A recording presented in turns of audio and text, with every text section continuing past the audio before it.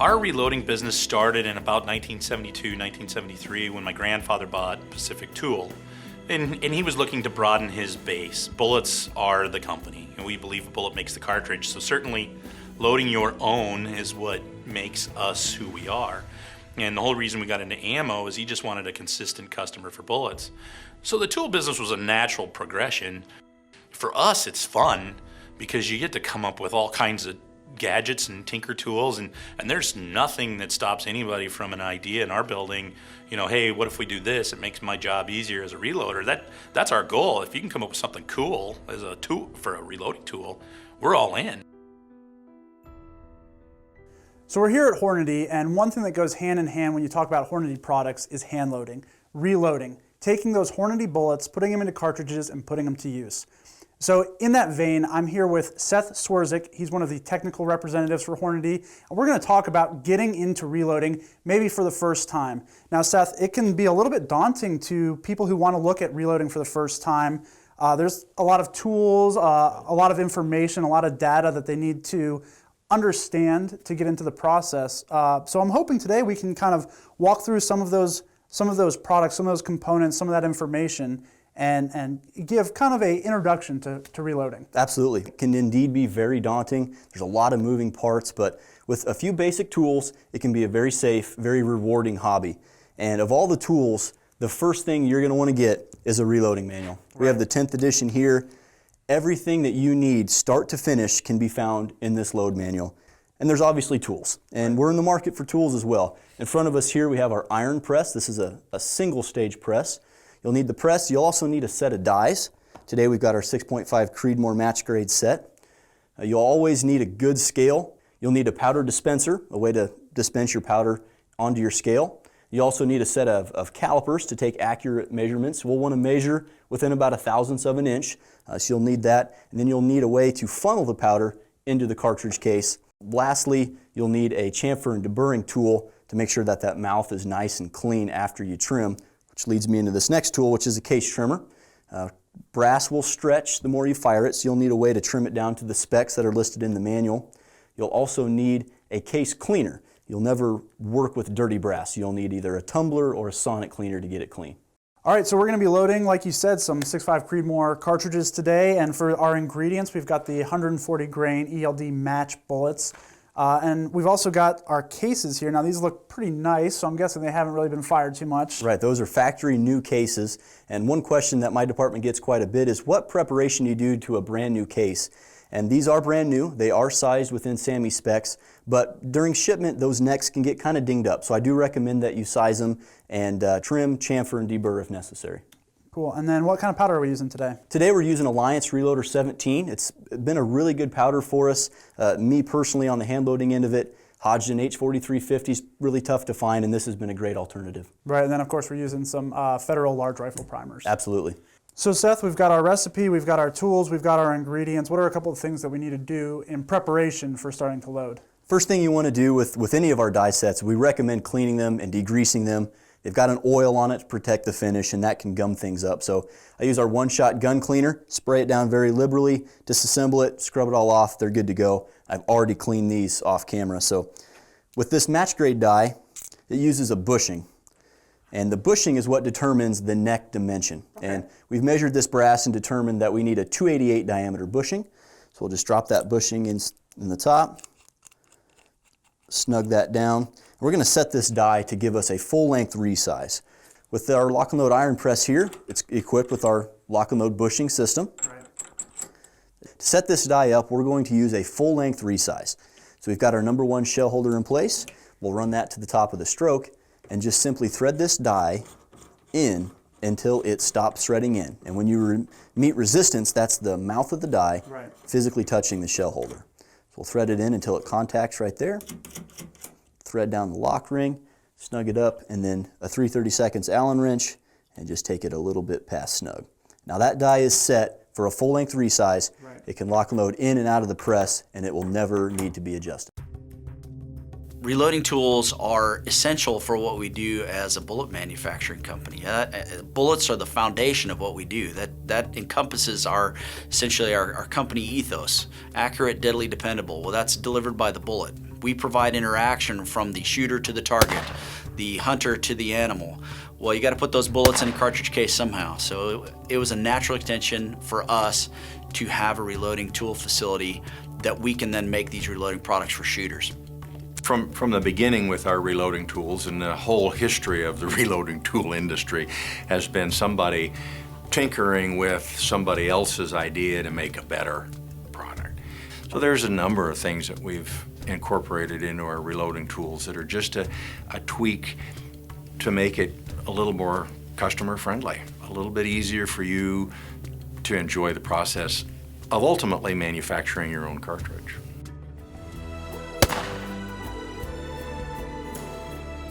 For the hand loader, this is what it's really all about. You put the time and effort into developing that precise recipe and loading it consistently into your cartridges, and the result is consistent precision at the range.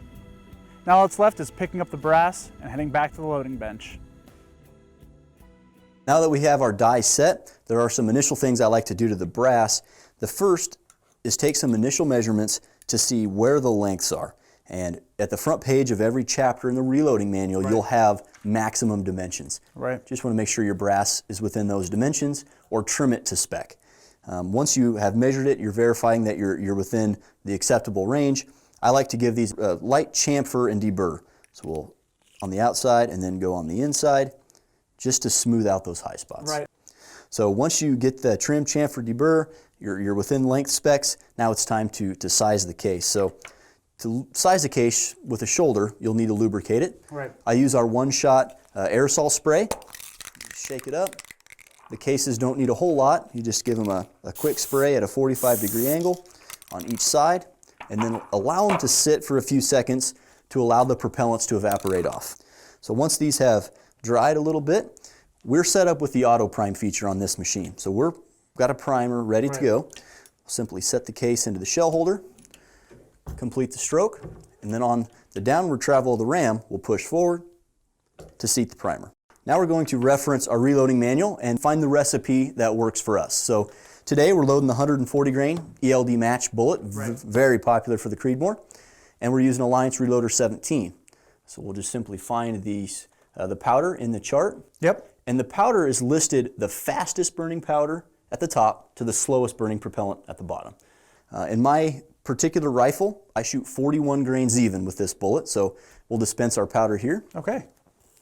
It's important to note that every gun is different, and every powder charge will shoot different from every rifle. So a lot of guys will take our maximum load, reduce it by about 8 to 10%, start there, and then work up systematically in maybe 3 or 5/10 of grain increments until they get the accuracy they're looking for. And this phase of the operation, this is kind of really the heart and soul of that reloading, because we have a lot of control to be very exacting, very consistent in what our load is, and that charge, it can really, like you said, increase your accuracy, increase your performance in specific guns, but also by doing it consistently, this is where we maybe gain an advantage over some more mass-produced ammunition that still, modern ammunition's great, but this is still going to be more consistent because we're doing them one charge at a time. Absolutely. You are taking every aspect of your loaded cartridge and you are scrutinizing it one step at a time, and that is going to make for much more consistency than you'll get from even the best factory ammunition. Right.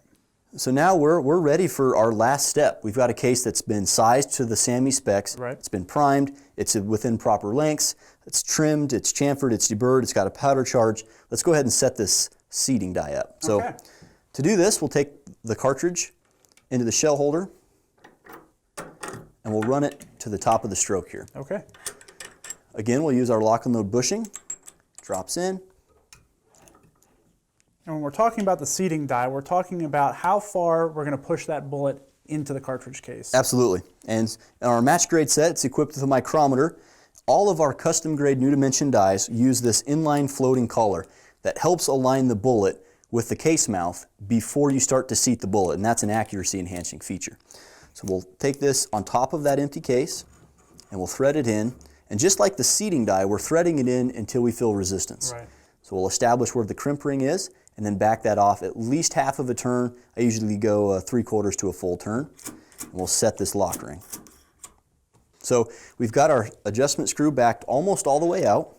We'll raise the handle here, retrieve a bullet. Now the manual is going to dictate our length, and in this case the SAMI book length is 2.8 inches.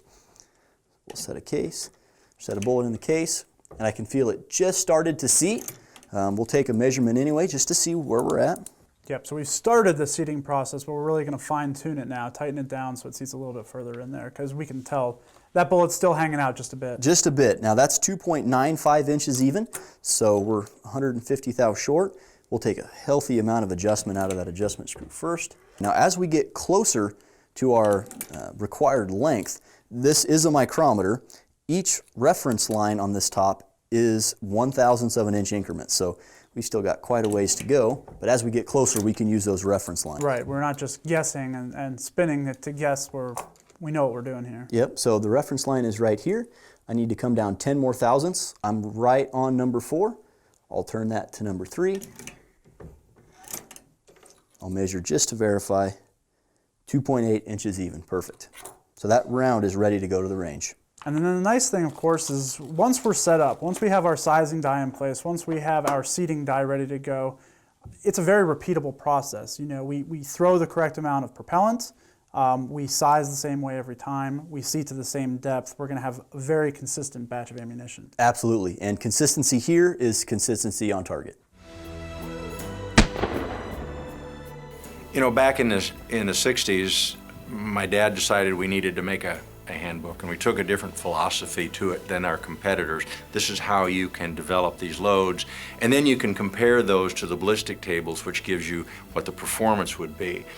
Everybody else's hand loading manual had been starting load, finish load, but it didn't correlate to a velocity. Our book correlated to a velocity, so now you could compare the velocity and get the performance and have an indicator of what it was going to be. You're our foundation. That you're where we came from, and we live and breathe by the hand loader. And as an ammunition company, it's the same thing. We make bullets. That's our core business. We put them in ammunition so that you can use them without having to hand load, but we make those same bullets available to you to hand load every day.